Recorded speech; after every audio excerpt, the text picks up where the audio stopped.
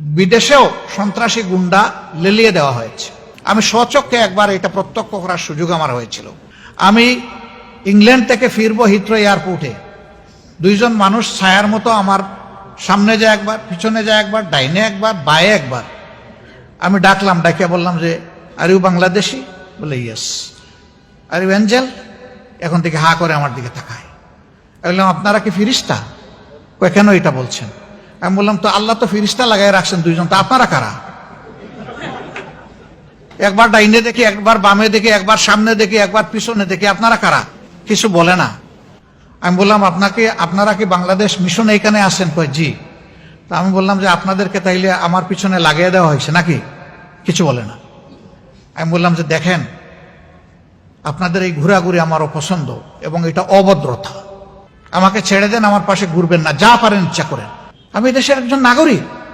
আমি আরেকটা দেশে গিয়েছি আমি ট্রাভেল করতে, সেখানে আমার সাধারণ একটা মানুষ আমি আমার পিছনে লাগাই দেওয়া হয়েছে দুইজনকে। এইভাবে দেশে কিংবা বিদেশে বাংলাদেশের কোনো মানুষ, হোক সে স্বদেশী, হোক সে প্রবাসী, হোক সে নিবাসী, সকলের শান্তি কেড়ে নেওয়া হয়েছিল। একজন সাংবাদিক বিদেশ থেকে অন্যায়ের বিরুদ্ধে প্রতিবাদ করেছেন, তার পরিবারের সদস্যকে হেনস্থা করা হয়েছে দেশের।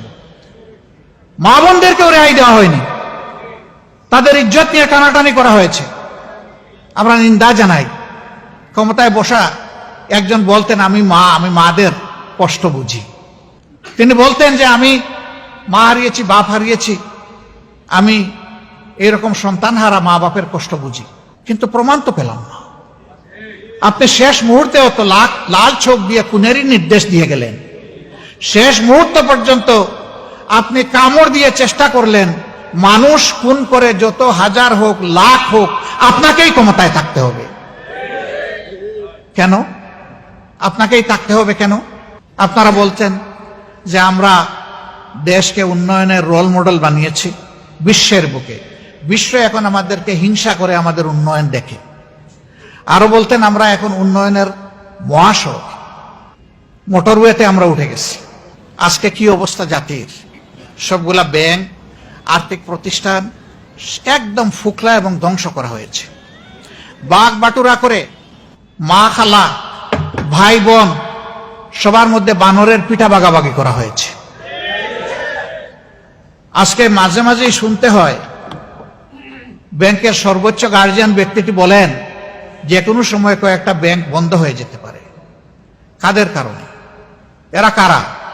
প্রত্যেকটি দেখবেন যে শাড়ির নিচে লুকানো ছিল। এদেরকে ইমিউনিটি দেওয়া হয়েছে। সবচেয়ে বড় ডাকাতের ব্যাপারে কোনো তদন্ত যাতে না হয়, সুপ্রিম কোর্ট কিভাবে তার উপরে এমবার্গো দিল আমরা বুঝলাম না। তার বিরুদ্ধে কোনো তদন্ত চলবে না। এটা কি কোনো কোর্ট? এটা তো টেনিস কোর্ট নয় যে আপনি জাতিকে নিয়ে খেলবেন। এটা তো অ্যাপেক্স কোর্ট। এখানে তো আইন অনুযায়ী চলবে, কিন্তু আইনকেও দালালির চরম সীমায় নিয়ে যাওয়া হয়েছিল।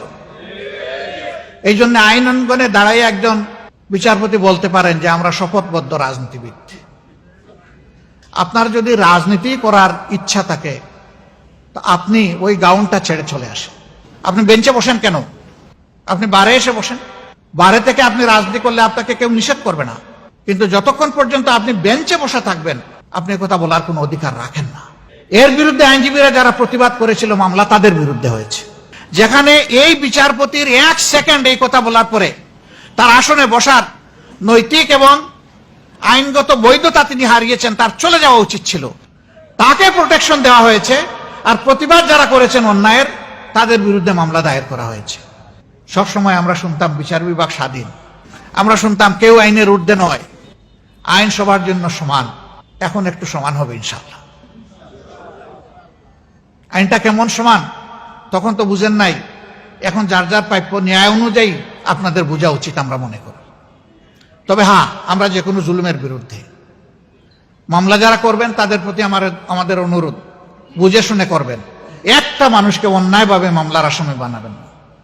100টা পাপীর সাথে একজন নিষ্পাপ মানুষকে যদি জুড়ে দেন আপনি চরম জুলুম করলেন।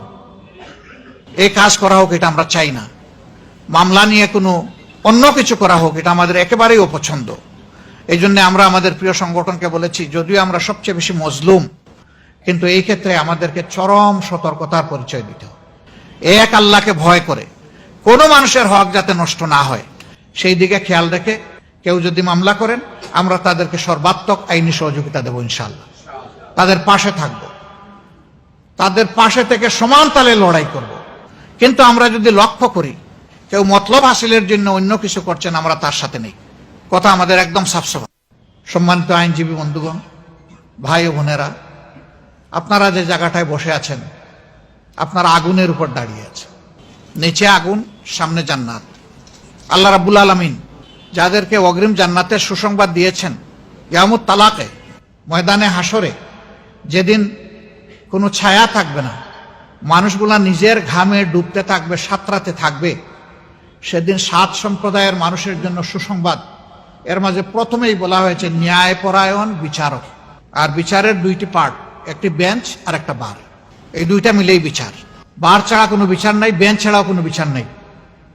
সুতরাং 2 জায়গায় আদল করতে হবে। আল্লাহ তাআলা আপনাদের যে সুযোগ দিয়েছেন, এই সুযোগের সদ্ব্যবহার করতে হবে, অপব্যবহার করা যাবে না।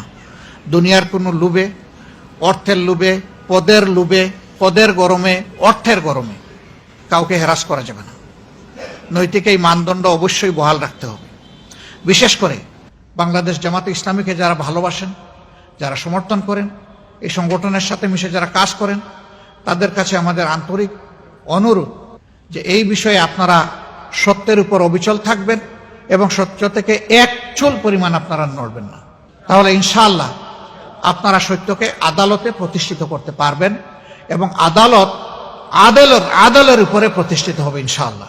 কিন্তু সবাই যদি নড়ে যায় যে ঠিক আছে অন্যরাও নড়লো, আমি একটু কম নড়লাম, তাইলে সবই নড়ে গেল, আর কিছুই বাকি থাকলো না।